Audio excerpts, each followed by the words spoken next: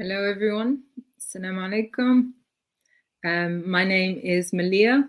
Thank you all for joining us this evening for, sadly, the final event of the War on Terror Film Festival, which was rescheduled from earlier last month. The festival's been presented by the Coalition of Civil Freedoms and sponsored by several human rights and advocacy organizations. But I would say to stay tuned for an announcement of a future monthly program that will follow. This evening we have an incredible radical transatlantic panel. We're joined by Loki, who is a UK-based hip-hop artist and performer. He's also host of the highly recommended podcast, The Watchdog. Loki's music continues to serve as a soundtrack to the struggle all around the world. And if you're lucky enough to be in the UK, his tour is set to start in December. We also have Sohail Daulatzai, who is the founder of Razor Step in LA, which is an LA-based media lab.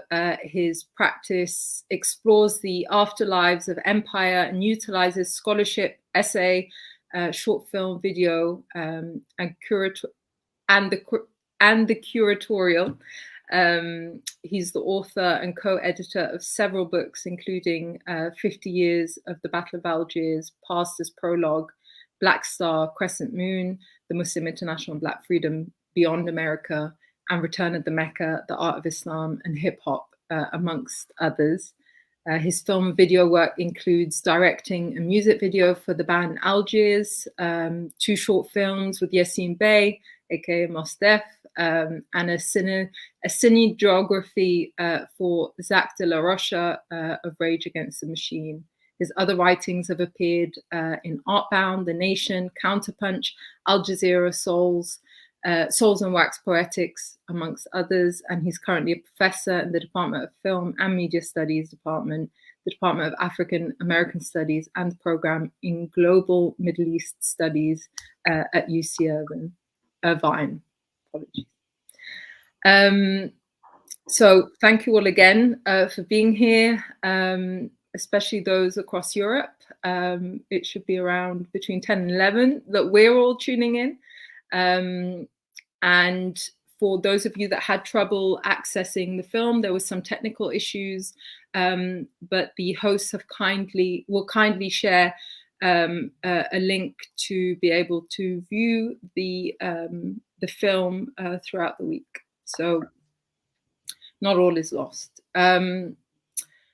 To give you a brief context about the relevance of the film to this festival, I'm just going to quickly say a few words and then we'll move on to the discussion with our fantastic panelists. So the history of the Battle of Algiers captures the global political shifts between the period of its making and the present, from the revolutionary anti-colonial movements in the global south and the mass progressive movements in the global north of the 1960s and 70s, to the contemporary worldwide assault on the global south and communities of color in the global north, primarily Muslims, under the guise of the War on Terror.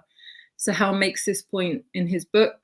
The film went from being a celebration of anti-colonial struggle and a mobilization tool for revolutionary movements across the world to being used as a training manual by the Pentagon in counterinsurgency. The freedom fighters became terrorists, and the French soldiers breaking through the doors of each house in the Casbah became the good guys, an example to be emulated by US and UK troops in Iraq and Afghanistan. And the history of Algeria captures this global transformation as well, from the heady days of independence and victory of Algiers as the Mecca of revolutionaries, in the words of Milka Cabral, during which the movie was made. The period up until the present has been marked by growing authoritarianism, repression, and defeat of the progressive offshoots of that revolution. And in many ways, the War on Terror has its roots, at least in part, in Algeria's long civil war throughout the 90s and early 2000s. In this period, the left was beheaded by attacks, we were told, carried out by the FIS, whilst the state, both in Algeria and in France, used each terrorist attack to further roll back civil liberties, repress social movements, and shrink the space for contestation, a logic that was later globalized in the post-2001 era.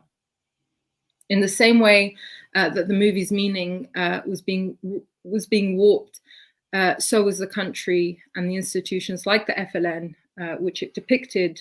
However, if we take these changes seriously, there's also the ongoing red thread of hope.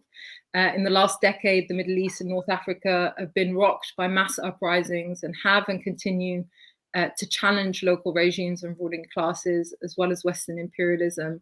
And the case of Algeria is no different, where the revolutionary process is ongoing and where the demand of the movement, they've all got to go, remains the organizing principle of the struggle.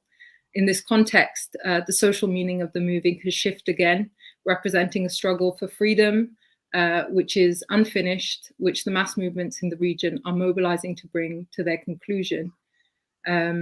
The life of Saadi Yassef, who recently passed away and who was instrumental in the actual Battle of Algiers, the movie's based on his memoirs, captures these changes also. Yassef went from being a key figure of the liberation movement to an official in the independent state. As a party official, he was at best a silent bystander during the growth of authoritarian rule and the civil war. However, when the people took back to the streets in recent years, he came out with them and told the youth literally that they had to get all those bastards out. Battle of Algiers was a movie made with a political purpose, not an abstraction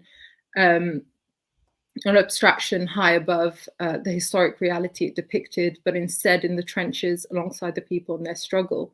And it can therefore only continue to shift and transform with the ebbs and tides of that very struggle and embody in every generation a new meaning. In Algeria, many participants of the Hirak have pointed out that their fight is not only for civil rule, social justice, and redistribution of wealth. It's also a struggle to reclaim the memory of the revolution stolen by the regime and turned upside down, much like in the period of the war on terror, the film has also been. Okay, so I wanted to just start off by asking you both what impact the film had on you personally, politically. When and how did you first come across it? Perhaps if we start with Sohail. Okay. Well, first of all, that was a fantastic introduction, Malia. I'm not sure what more we have to say after that. But I mean, the film, you know, it was the first time I encountered the film, I was 17 years old, maybe 18. And I saw it maybe in the UK. It's a little bit different, but here in the United States, it was in a thing called a library, public library. They're not as available here, or they're not open as often as they used to be because of kind of neoliberal policies, obviously, cutbacks. But I had heard a lot about the film from elders and folks around me, and I remember watching the film for the first time. I just was in the library and I said, what is this? And so I popped it in.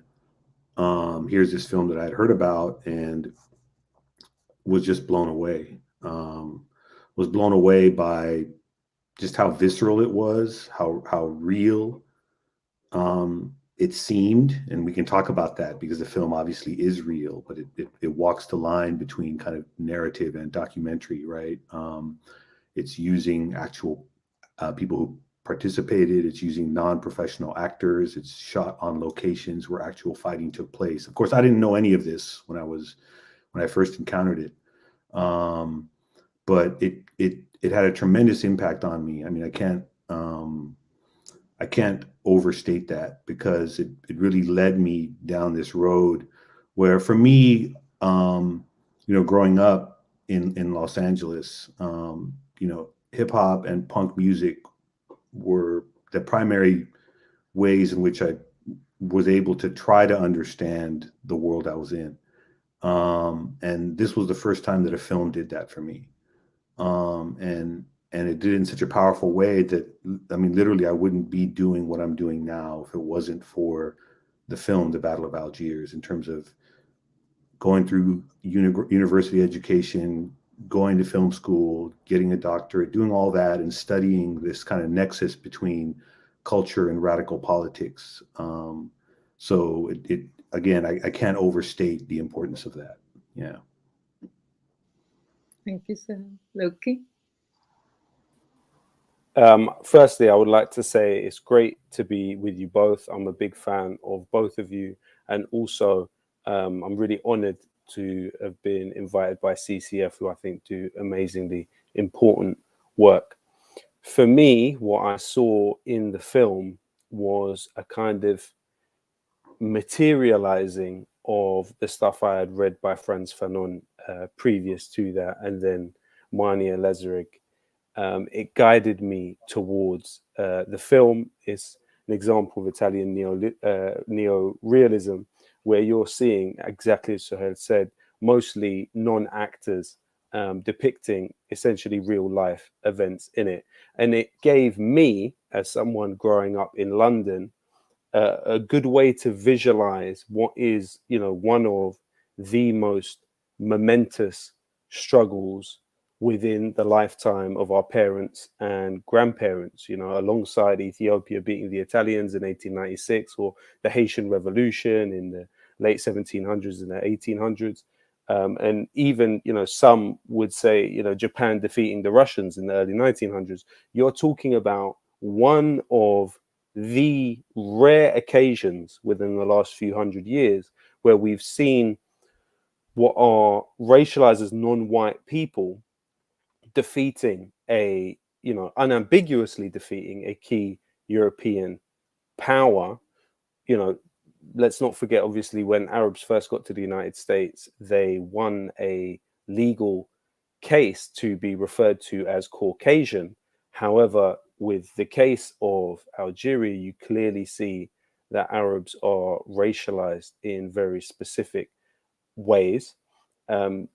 Not forgetting the fact that, this was a film that could not be screened in France for 5 years after it had been made, at the same time as it was winning film awards around the world and being nominated for Oscars. This was the strength and the power of this film, which actually was another thing for me. It was the first time I saw the killing of colonial soldiers not being an unambiguously negative act in terms of depicted in film. And so that was also quite powerful, because you are talking about this minority rule, which was familiar to me from the Palestinian side of things. We'll get into, I guess, a little bit later on, some of the common denominators in the behavior of the French in Algeria and the behavior of the Israelis in Palestine, Zionist colonization of Palestine. But it was sort of drawing together those reflections and finding essentially a sense of pride in what Algerians achieved, and believing and seeing and perceiving myself to be akin to those people and having some sort of affinity with the Algerians in the mission of liberating themselves from French rule. So it was a great experience for me too. Thank you. But also, and I know, Sohail, that you are behind the song "Dispossession" for the band Algiers, in which you depicted kind of you included some of that imagery from the city of Algiers and during the anti-colonial struggle. And so I wondered how you conceptualize, if you will, the scenes that you then chose to depict in order to kind of honor that memory of decolonization. Yeah, I mean, the video was interesting. I mean, the band obviously is a band called Algiers. They're from Atlanta, Georgia, and they're a kind of leftist kind of. It's kind of hard to categorize them, which is what I really appreciate about them. They're everything from punk to soul music to, I mean, everything in between. We just kind of were in contact over social media, I guess, a appreciators of each other's work, and they asked me to kind of help they asked me to help direct their video for their song on their album, their new album that was coming out right before the pandemic. And so we had been talking about ideas, and I just thought that it would be interesting for a band called Algiers, who named themselves very deliberately after that whole history that I think we'll get into more detail about, right? Algeria as this kind of mecca of revolution. They saw themselves as a band that brought together various different kinds of constituencies on the left, or revolutionaries, right, through their styles of music. And so they named themselves Algiers as a way of talking about their music as a meeting ground. And so I thought, that obviously that was really kind of appealed to me, but the song itself, Dispossession, really spoke to me in a different way, because it spoke to that memory. And I opened the video with a lot of the sites of the massacres from the October 1761, what's been referred to as the Papon massacre, where Algerians were dumped into rivers throughout, in the River Seine, but throughout Paris. And I opened the video with that, and tried to shoot in locations in the banlieue, outside of Paris, where many of the former colonial subjects continue to live. And then also brought in imagery from Algiers itself, statues and monuments to kind of that history of revolutionary struggle. And so really tried to kind of, give a kind of visual resonance to what I felt was like this lost memory of decolonization. And what does it mean for a band? I mean, for me, ultimately, and this is what I wrote about in the book, and I tried to kind of convey in the video, I'm really interested in encounters, right? And what encounters do for creating new kinds of subjects or subjectivities or ways of being or ways of thinking about the world. So, like, what did it mean that the Black Panther Party's first international office was in Algiers, right? Low-key mentioned Fanon. What does it mean that Fanon, this Martinican, is in Algeria working for the Algerians?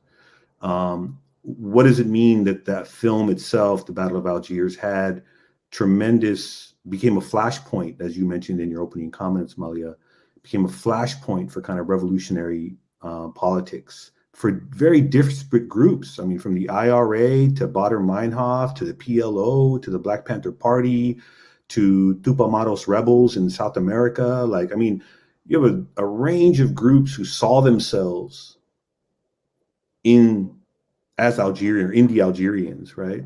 And so to me, that kind of encounter, like, what does that mean for us to have those kind of encounters, and what kind of new beings get brought into being, right? And so for me, for a band from Atlanta calling themselves Algiers to be in Paris, in the banlieue, with imagery from Algiers, singing a song called Dispossession, which is about state violence, right?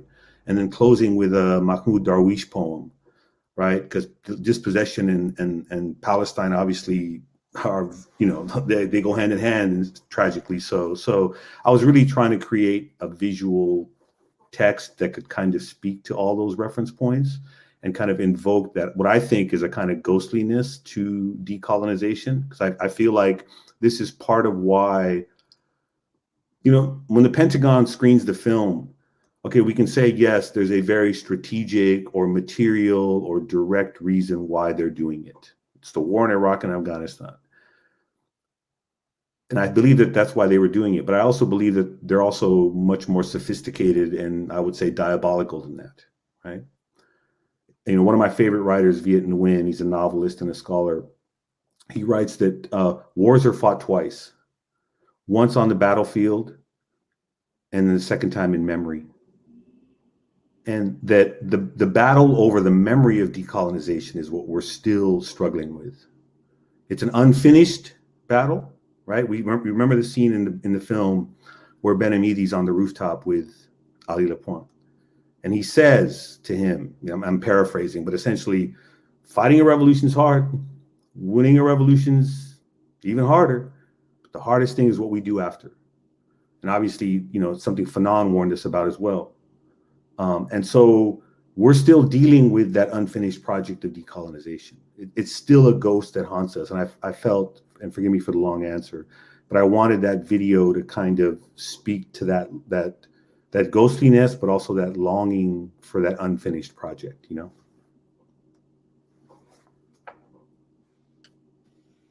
No, don't apologize, especially given the content of the long answer. Thank you for that, Sohail.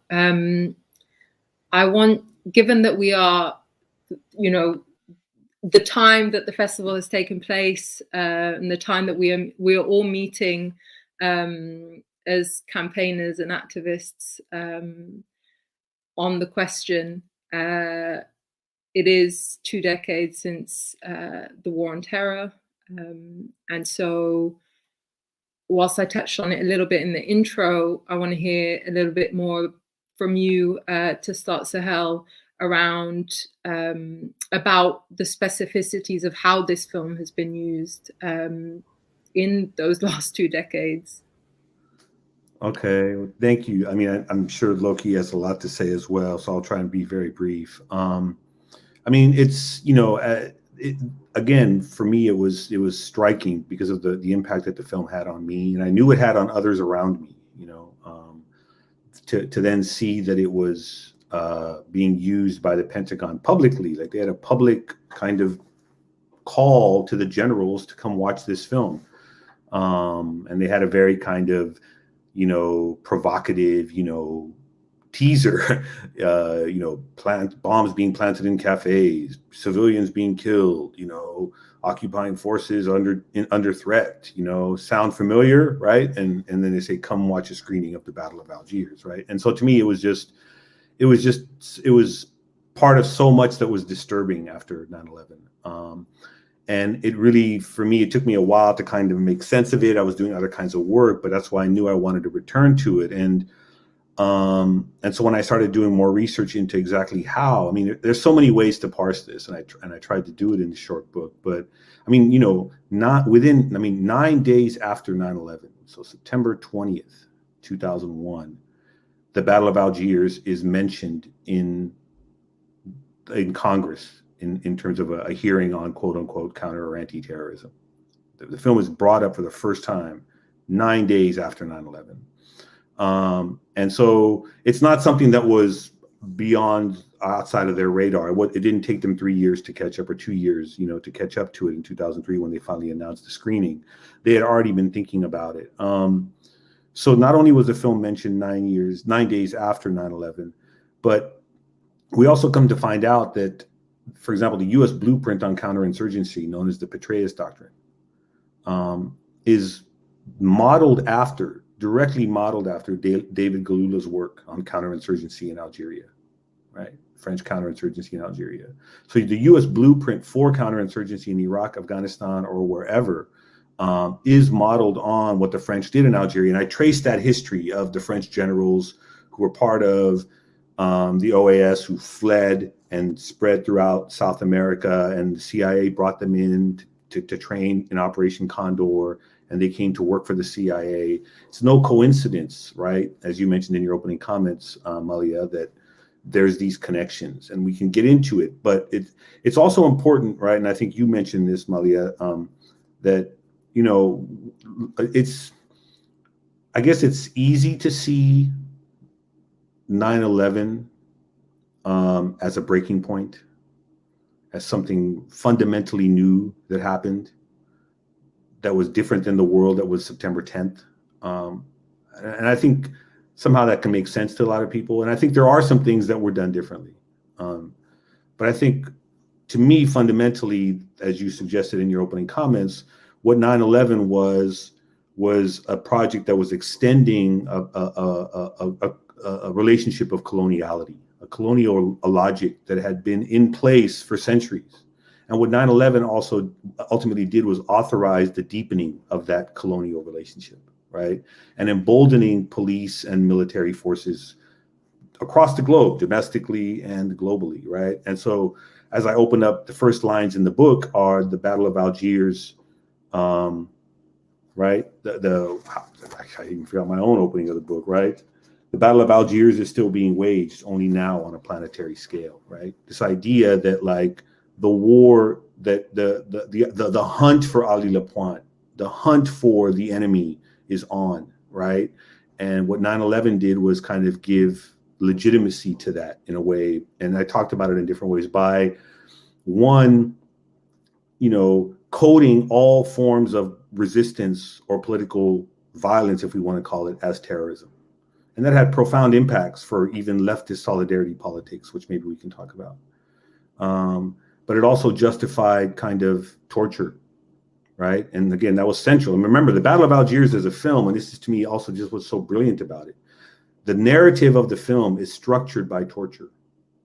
It opens with essentially the end of the film, but it opens with the torturing of the Algerian, right, who ultimately gives them where Ali Lapointe is. And then that becomes the end of the film. We see him show up at the end. So the very structure of the film is structured by colonial violence. Its very narrative is structured by colonial violence. And again, torture became such a central part of the US war on terror, right? And then, of course, there's other elements that we can get into. But those are just some of the initial thoughts that I had. I'd love to hear what maybe Loki has to say, and you, Malia, as well. What you have to think about that. I was actually waiting for Loki to kind of share his thoughts first, and also maybe discuss the impact of these questions for those who were fighting against the state's utilization of the war on terror to kind of destroy civil liberties across our nations. Well, I would say it's very much part of the forming of memory, as Sohail has pointed to. And I recently got hold of a book called The Colonial Harem, and it's basically like postcards that the French were sending back to France of what was happening in Jazair. As we know, there was an obsession with deveiling Algerian women, and the postcards are constantly referring to the women depicted in them as Moors. And for me, the way I connected it is the way that the French saw what they were doing, or to some extent, a part of the French establishment saw what they were doing, is it was about revenge for the reaching to the center of France by Muslims from North Africa in the 700s and Charles Martel beating them back. And this is why these people were understood to be Moors and connected to that history. And you also have, in that way, George Bush in 2007 on 60 Minutes, when he was asked what he was reading, he said he was reading a history of the Algerian War, which was recommended to him by Henry Kissinger. And he'd also said that prior to that, he'd read The Stranger by Albert Camus. This book, of course, inspired the song Killing an Arab, which was something that George Bush excelled at. We also know about Albert Camus that he had said in reference to Algeria, if it's a choice between justice and my mother, then I will choose my mother every single time.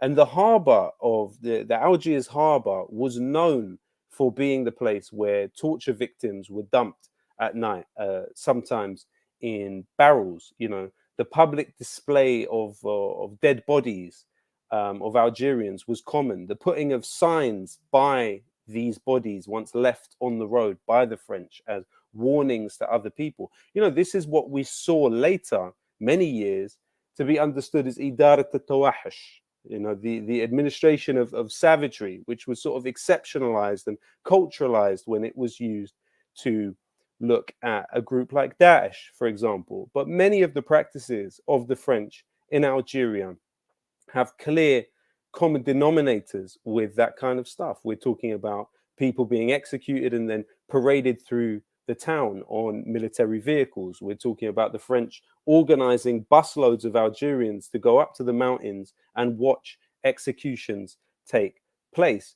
You know, when you look at, for example, this policy of mass resettlement, you had by 1961 about 2.3 million Algerians, it was believed, to have been resettled by the French colonial forces. That was about 26% of the rural population. Some estimates even had 3.5 million of Algerians basically being resettled by the French. That's 50% of the rural population.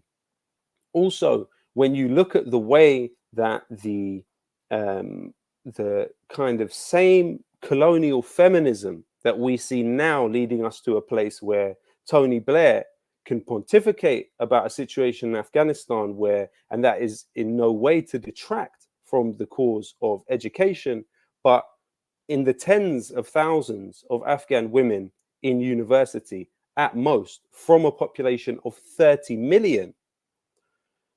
When you compare it to the French calls for and claims of civilizing Algerian women by deveiling them, in 1957, you had a situation where only 116,000 Algerian girls were in school out of a population of over 4 million people. So again, we see these very clear ways in which these attempts at cultural engineering, or at least these claims of bringing higher ideals and principles on the back of extreme organized violence, are revealed to be completely disingenuous.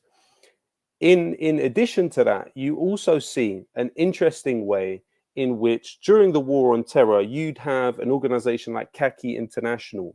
Now, half of the interrogators at Abu Ghraib at the time of the torture scandal were employed by Khaki International. Not only have Khaki International not been held accountable in the court of law, they actually got the contract for the census in Scotland. On top of that, you look at an organization like Lockheed Martin. Throughout the war on terror, this arms company have increased their the value of their shares by 1,200%. Let's not forget that the war on terrorism increased deaths by terrorism by 4,500%. But Lockheed Martin also employ interrogators in Guantanamo Bay. Now, when it comes to the domestic side of things, who do you think got the contract for the census in this country? It was again Lockheed Martin, another organization which benefited massively off of Guantanamo Bay is G4S. And G4S are so prevalent in British society, it's almost like you have to try and find places where they don't have contracts, really. So it's this kind of interesting way in which, as Sohail pointed out, the case of some estimates have 200 Algerians dumped in the river in Paris in 1961. You have the war really having a clear presence within the society. Unfortunately, within our societies, particularly the English or the British one, there's very much a way in which those organizations are afforded a level of invisibility, which means that generally you have this sort of, they call it agnotology, this engineering of ignorance within the society, means that many people do not have a real clear understanding of these relationships between what is happening in the outer reaches of imperial rule and what is happening in the metropole.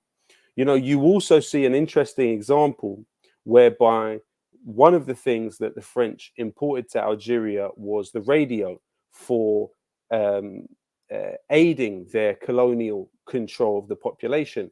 However, the Algerians, as you know, is laid out in one of Fanon's chapters in A Dying Colonialism, the resistance were able to use the radio to organize their actions against the French. And it reminds me of Aziz Ali, an Iraqi singer and poet in the 40s. His song, Ma dam al-radio yafdah al-istimar, as long as it exposes colonialism, Yahya radio, long live the radio. And so it's the way in which these technologies, which are introduced into these societies to dominate them, can be flipped and used against the colonial forces.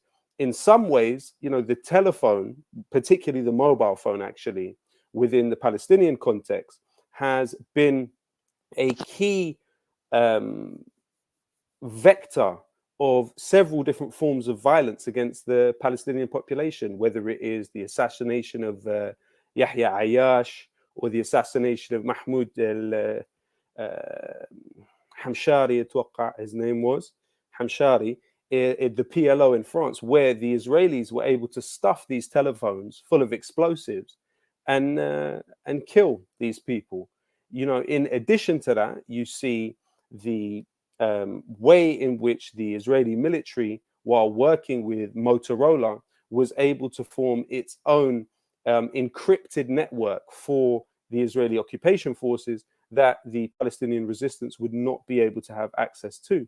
But you also see far more in recent periods the flipping of the tables and the using of a telephone as a key way of exposing what Israel is doing to the rest of the world. So it's kind of that interesting mix between using that technology against the very people that have used it so well to harm you really in the society.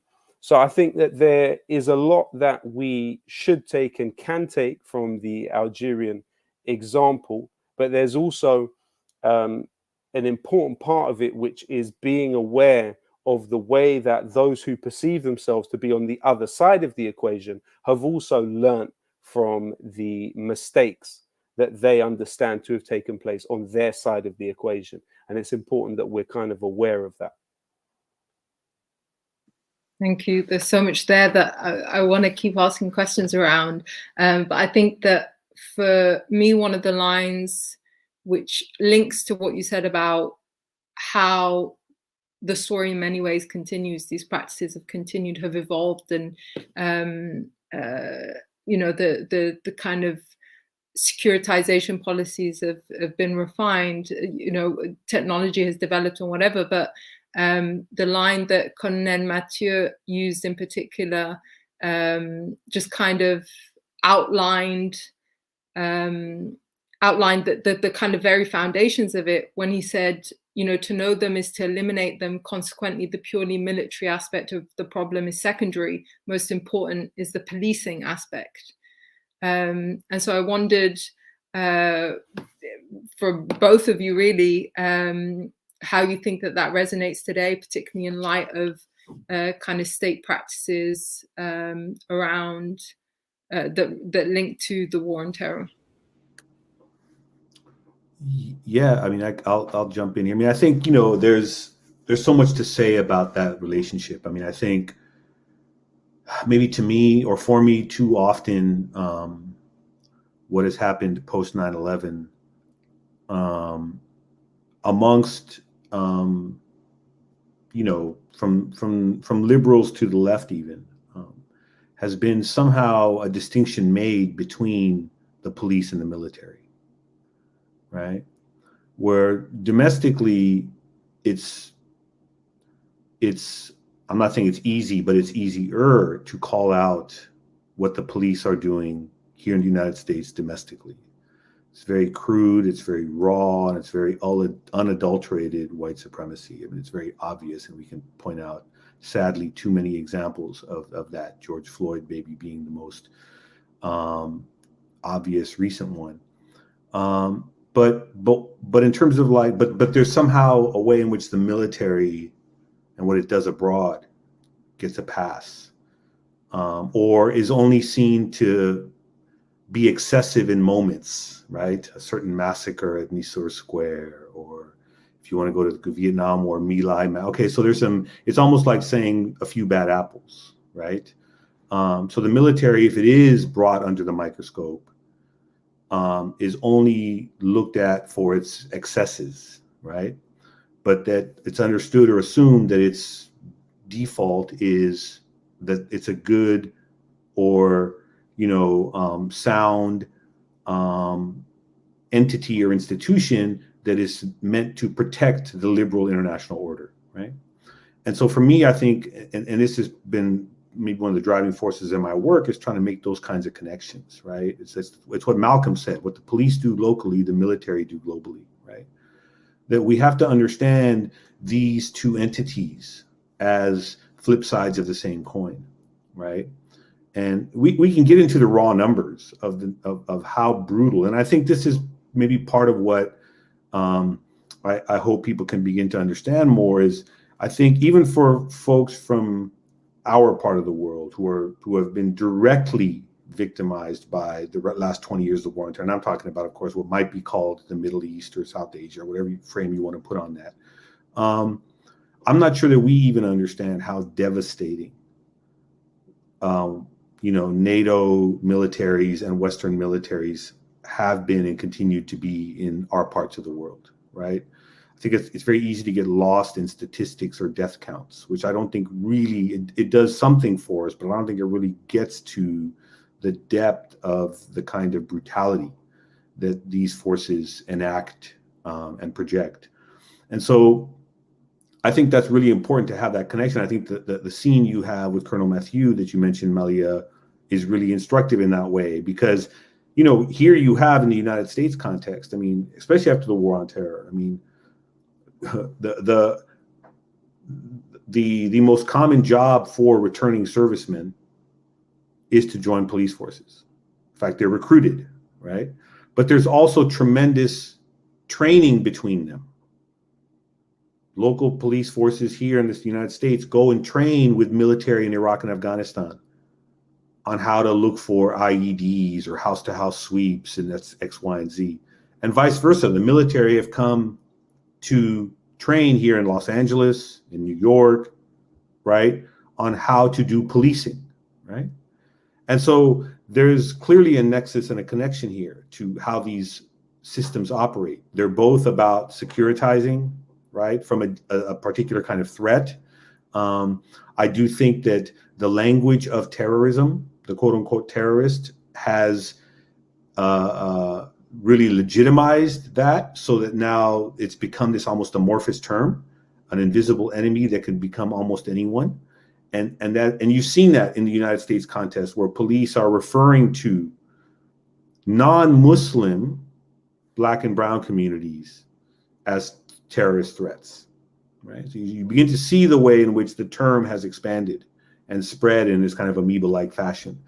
So those are just some of the basic ways that I see these connections. But I think it's really important for us to understand the deep, like, not just ideological connection between policing and the military, in terms of, like, I mean, the United States will say explicitly sometimes, well, we don't want to police the world. Like, they'll actually use the word, right? We don't want to police the world. But, then they take on this almost white man's burden idea of, like, well, we have to, right?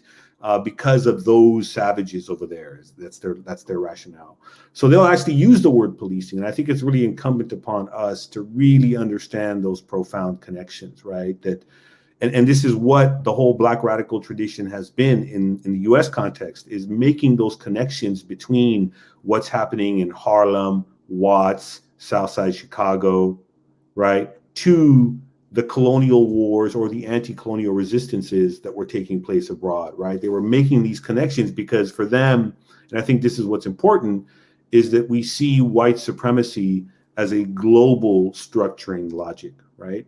And it's not something that only happens in particular countries in the West, right? That the whole idea of the United States or Britain or the West as an idea is about projecting white supremacist violence abroad, so that even the relations among nations in the United Nations, the whole international order is structured by white supremacy, so that we can't create an equivalence between, for example, the United States and, say, Somalia in terms of diplomatic, economic, or political power, or the United States and Iran. We cannot say, well, these are just two countries in an international fora, debating and having these. We cannot say that. When one country can ban another country's currency from circulating within global markets and place sanctions upon them, right? It would be preposterous for us to think that a country like Iran, and that's just one example. I could, we can talk about Afghanistan. It would be preposterous for us to even say, let alone think, that, wow, imagine if Afghanistan just banned the United States, the US dollar, from circulating throughout the global economy. Like, that's preposterous. We can't even fathom that happening, right? But the converse of that is very true and very real. And it speaks to how, again, white supremacy structures these relationships among nations. And I think a film like The Battle of Algiers and the Algerian War for Independence really spoke to or tried to undo those structural kinds of conditions, right? It really tried to kind of get us to pay attention to what are these forces. And the last thing I'll say, and I'll close, is that scene in with Colonel Mathieu, Malia, that you mentioned. I believe it's in that scene. He says, he's also talking about that maybe this later scene, he's asked about torture. He's asked about, what are we doing, right? And he basically says back to the reporters, right? And this again gets to this connection. He says back to the reporters, look, Algeria is not a resort. Like, if the French want to be in Algeria, then you have to accept the consequences for how we do it, right? You can't have it both ways. You can't say that the French belong in Algeria and then decry the means by which we have to use to maintain the French in Algeria. And I think there's a question of complicity there that Mathieu is putting back upon the French in that time. But I would say in the US or the British context too, what are people's, including maybe ourselves in different ways, our complicities with these forms of imperial violence, right? I mean, here we are talking on laptops and cellular technology, where coltan is used out of the Congo to kind of mine and power these things, right? So what are our complicities between these things? Not just complicities, I guess the larger question is, what are our connections to these violent forces, right? We can't, racism or white supremacy or violence does not end. It does not need a passport, right? It travels and expands and it gets exported freely. And so I think it's important for us to understand those connections. And I think that's part of what the Battle of Algiers was trying to do. Thank you. And I also think that the aspect of policing is so much wider now. And perhaps that the Battle of Algiers provided some insight to that. When you think of what was being encouraged was, from, or whether willingly or pressured into being informants within the villages, the neighborhoods, the Casbah, to the French state. And over 6 decades on, since the beginning of the Algerian War, was 67 years, we see Macron hosting the traitors of Algerian independence, those that fought alongside the French state. That's not for nothing, but also it's grown more sophisticated. Now who is implicated in the policing of Muslims first and foremost, but also, as we know, kind of any and all dissenting spaces and communities, has, and certainly in the UK with the equivalent of CVE, we have doctors, teachers, nursery school workers, dentists, everybody, teachers are being implicated in this matrix of surveillance, of policing the Muslim, the so-called terrorist. And on that note, I wanted to move on to Loki and ask him. I wanted to jump in real quick. Sorry, Loki, real quick. I think that question of surveillance, I mean, you even see that in the film. I mean, they're studying the people walking through the checkpoints, right? Like Mathieu with the French soldiers. So I'm not saying that the film is anticipating the post 9/11 surveillance state. In fact, it's the reverse. The post 9/11 surveillance state is extending a whole architecture of surveillance and control over non-European bodies, right? That has been in place. And so I just feel like that was also prevalent in the film. So I'll just leave it at that. Okay. I would say also fascinating to me is the use of identities and sharpening identities within the societies exposed to colonial rule or imperialism. That, in Algeria, you had Jewish Algerians given French citizenship automatically. You had Muslim Algerians, despite the fact that the propaganda was that Algeria is France, it's part of France.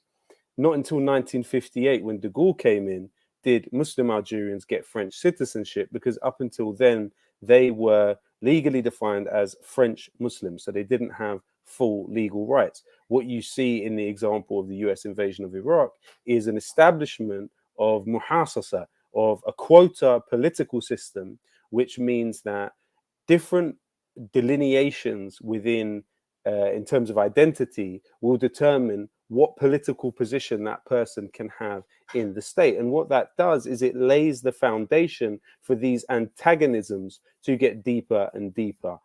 So it's quite interesting. Also, what I think this film teaches us is the power of cinema, but then also it's because the kind of ideas that we see in there and the kind of things that we see depicted are so rare. We're not used to seeing it. And that's because from the time of, the McCarthy years, where, McCarthyism was essentially a subterfuge for J. Edgar Hoover.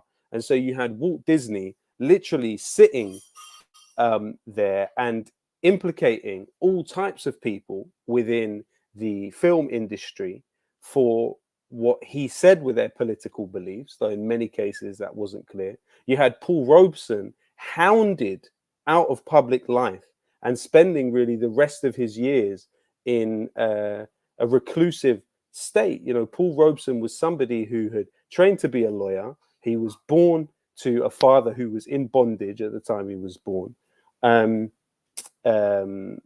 But he was born to his father and then later trained to be a lawyer and was told he couldn't be a lawyer because he was a black man. He became a massive actor, very famous, but was hounded out of the profession by the US government because of his political beliefs and because of his assertion of solidarity with those around the world on the cold face of US imperialism.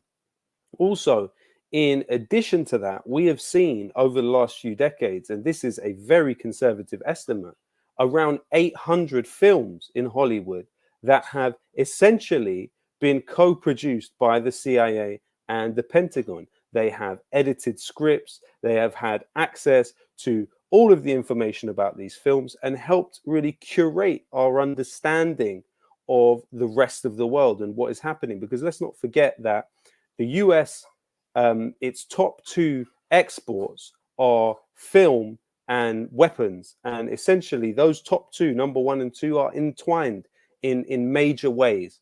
And what we've seen is film really be a major base for the propagation of ideas that invisibilize that other side of US policy, that glorify and lionize the violent side of US policy. And essentially across the war on terror, we're talking about on average 46 bombs being dropped per day by the US and their allies. We've seen tens of millions of people displaced and millions of people die. We've seen civil liberties become absolutely meaningless. In Britain, supposedly the Magna Carta is a key pillar of what it means to be British. However, you have seen habeas corpus suspended in cases from people that have not even been charged. You've seen all types of things happen to people. Today in Guantanamo Bay, the Magna Carta may as well be a paper plane, which is thrown around by interrogators. So that's the situation that we've seen. And unfortunately, film has been a ready handmaiden to that unbearable equation.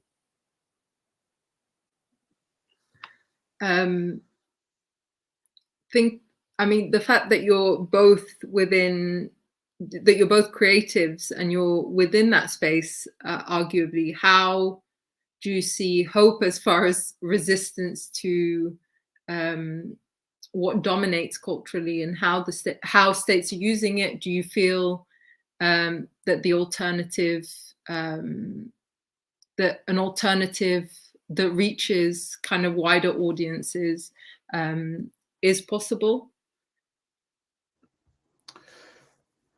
Yeah, I mean, it's a tough question, Malia. I mean, I think, it's in the class that I teach a class on campus on Orientalism, and I use cinema primarily to do that. And I also teach a Muslim cinemas class. And in both classes, I show the Battle of Algiers for different reasons. I talk about it in different ways.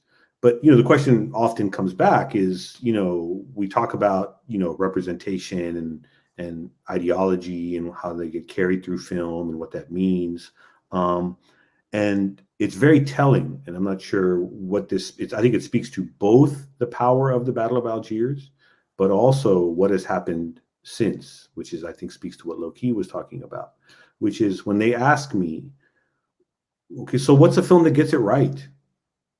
Like, so, Professor, you're always like critiquing, you know what I mean? Like, it's like that. Like, like you become that person that when you go to the movies with your friends, you ruin the movie for everybody, right? And so, like, well, and my answer is, well, here's a film, The Battle of Algiers. It was, but the fact that I have to point to a film 50 years ago as an example of how to do it right says a lot, sadly. One is, again, it speaks to the power of the film, but it speaks to what's happened since, because I think exactly what Loki was talking about. I mean, Battle of Algiers, and I talk about this in the book, it was part of a tradition of militant filmmaking that saw itself in conversation or as the artistic complement to decolonization. It was called Third Cinema. It's a whole cinema movement that started out of South America, Argentina and Brazil, spread. Cuba becomes the epicenter for it.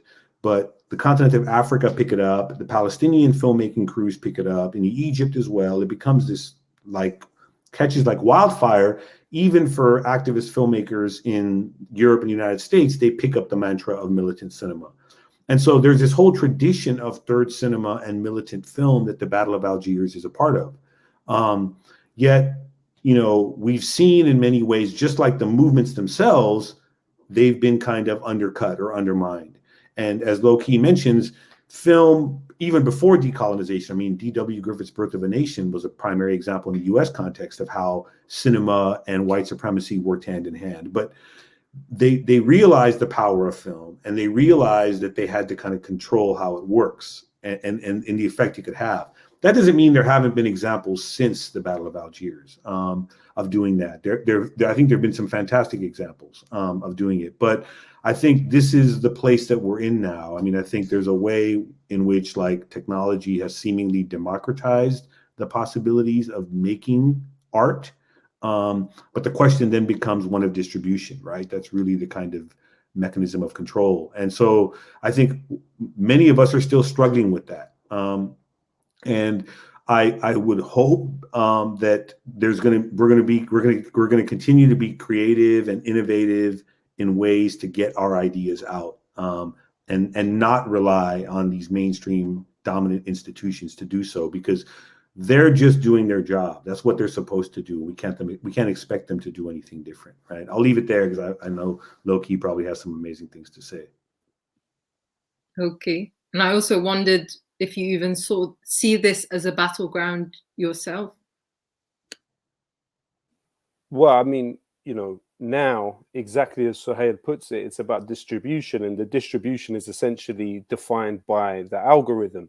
And the algorithms, anybody who has been creating, challenging content politically on YouTube for the last 10 years will have noticed a major difference from 10 years ago to today in terms of the way that the algorithm seems to be behaving. And it seems to be ideological. You don't seem to be able to get challenging, radical ideas out, which are really pushing hard on those levers of power, essentially through YouTube. And it's well known, the relationship between these big tech companies and the aspects of the deep state within the US. Even if you look at, say, the Palestinian issue, for example, the Anti-Defamation League, which in the guise of fighting anti-Semitism is acting to try and crush, especially on the US side of the equation, all critical. The Reut Institute, a major Zionist think tank, published a report in which they differentiated between criticizers and delegitimizers of Israel. And essentially, when the discourse becomes about delegitimizing Israel, which is pointing out the material reality of Zionism and pointing out what Yusuf al-Kabir, the Iraqi Jewish lawyer, referred to as militant archaeology of Zionism, of shutting down that is delegitimization, essentially. Now, the ADL in 1969, the FBI wrote in internal memos that it was incredible to assume that the ADL was not furnished to an official of the Israeli state. In these memos, the FBI wonder whether the ADL is in violation of the Registration of Foreign Agents Act. Today, the ADL is the largest non-governmental trainer of the FBI. But on top of that, when we look at YouTube, they are a trusted flagger for YouTube. So this is just one of the ways in which that algorithmic situation and that kind of way of limiting people's distribution is happening on a daily basis. I have a song called Terrorist. It had something like over 5 million views. And at that point, when it reached over 5 million views, today now, it requires you to verify twice that you want to watch the song because it seemed to be offensive to audiences, according to YouTube. And in some cases, people have had to send photocopies of their passports to YouTube just to be able to watch the video. Now, that's been a completely invisible process, which I know nothing about. I don't know how that happened. I don't know which bodies were involved in bringing that to be. But what it's meant is that the distribution of the song, as in wider than 5 million people, has now had a cap put on it. It's now been limited. In the question of Prevent, that very same video, I have been informed 4 times by people who were at training sessions for Prevent, that Prevent are using that video as part of their training sessions. I don't know in what context they're using it. I don't know if they are saying to these public sector employees, if you find young people watching this video, then it's a sign of radicalization. I wouldn't be surprised if that was the case.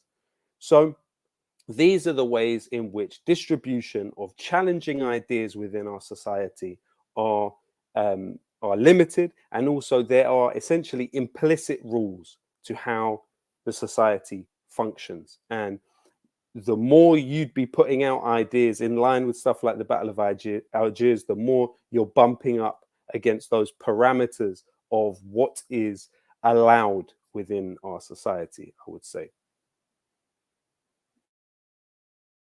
Thank you. And also, it's exporting those very practices of propaganda. We know with the UK, for example, the Home Office's Research, Communications and Information Unit was implicated in effectively helping regimes across the Middle East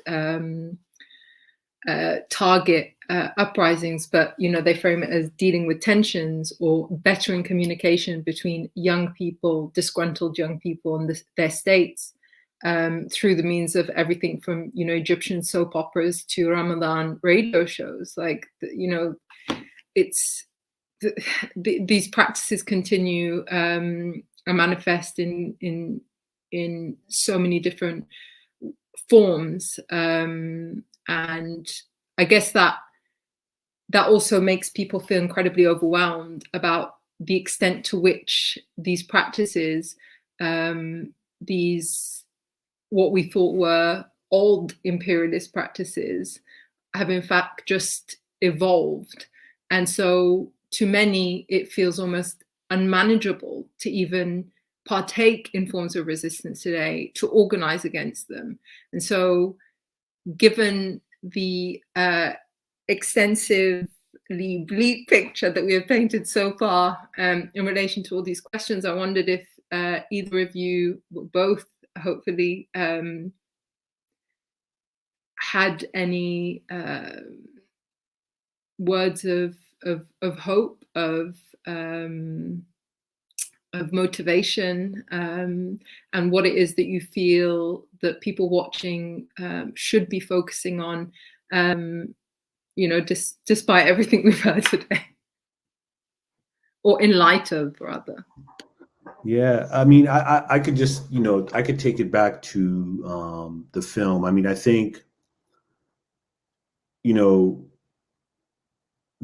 it's one way in one way we can talk about the film and the way in which it's been appropriated and turned into something that it wasn't intended to be. Like, it was intended to kind of give dignity to, right, a people resisting oppression. Instead, the Pentagon turned it into a film on how to do counterinsurgency, how to crush a people who were trying to resist something, right? They turned it into something else. They completely tried to subvert the film's intent. So I think that's true. It's clear that that's what the Pentagon and the U.S. security services are trying to do. And at the same time, steal that legacy of decolonization away, right? But at the same time, I think there's something like there's something insurgent about the film that doesn't allow for it to be completely co-opted. You cannot help but watch that film. And I still watch it to this day. I think I've seen that film probably 100 times. And every time I've seen that film, I still get chills. I still get emotional at moments. Different moments. It's not the same moment anymore, you know? You can't, the film still has a certain quality to it that resists kind of containment and co-optation, right? And I feel like there's a seed there that I think continues to make the film relevant, right? The film is going to continue to be relevant. It'll continue to be watched by powerful state agencies, because as long as people continue to be oppressed, the Battle of Algiers will continue to remain relevant and palpable and visceral and powerful to people on the ground, right? And so I feel like the film contains within it a seed of something that cannot be co-opted, cannot be erased, right? No matter what the Pentagon or the CIA or anyone else wants to do with it. And so that's something that I continue to hold on to, is like, here's an example of something. And Low Key is another example of an artist who, when I listen to him, there's something that they can do what they can with the algorithm, or what they want to try to do with the algorithm.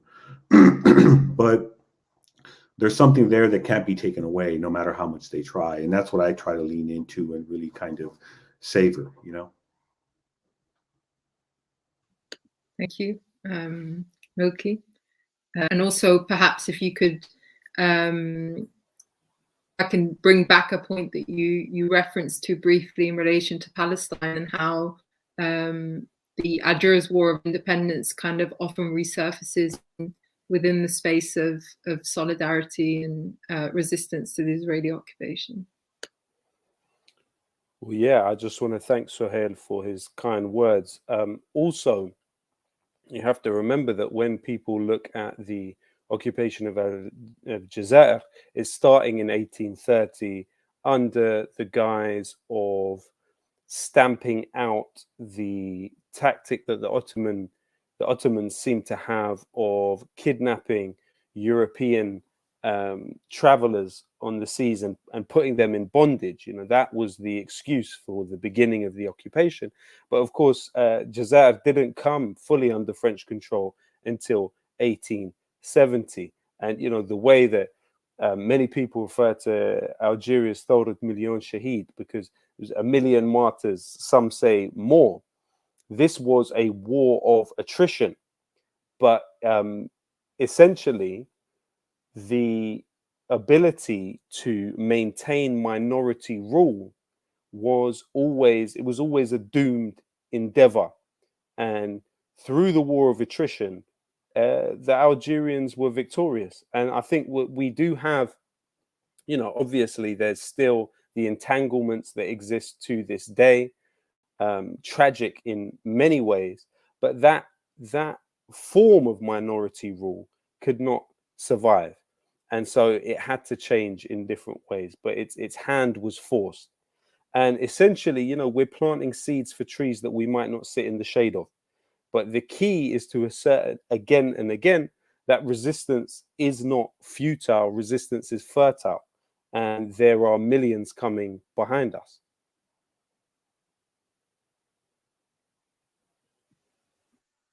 I hope so. I have faith that they are. And the hope is that we remain on the right side of it always.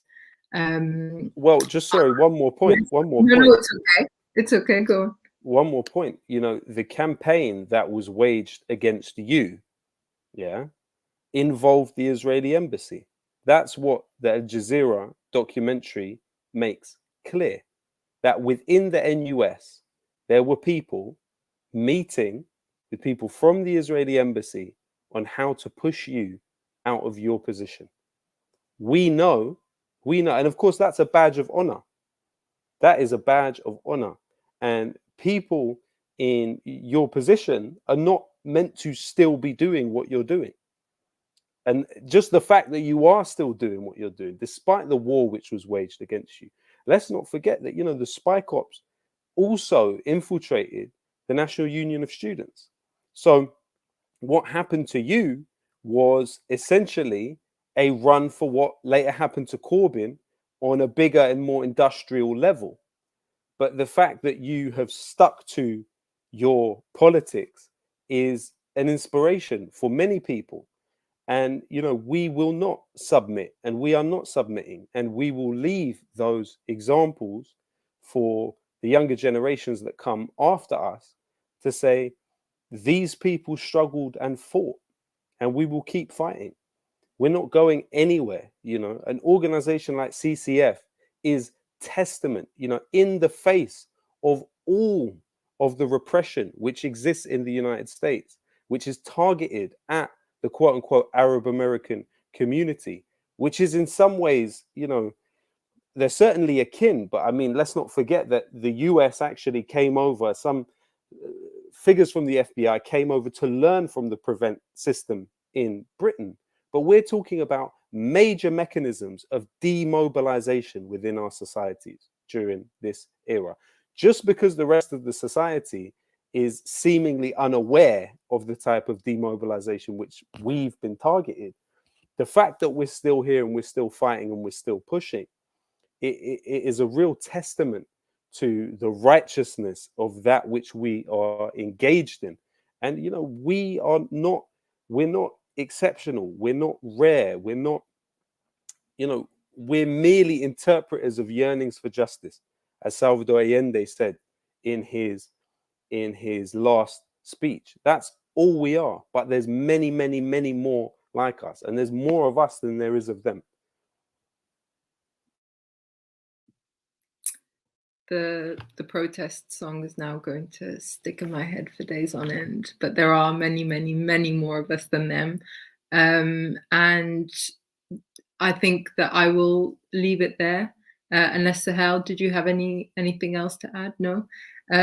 You've given us so much. Thank you both so much for taking the time out. I'm honored to have joined this incredible panel for such an important film. For such an important honoring of the film, its continued relevance and resonance today. May it continue to light the fire and drive us all to fight injustices everywhere for always. Thank you again. To the organizers, to the hosts, to the many people in the background that have done all the running around, dealt with all the technical issues. I'd like to remind you all again and apologize for those that couldn't catch the translated version of the film, but to be patient, it will be available to you. It may already be available now, otherwise look out for the notice. And as always, the struggle continues. Thank you all.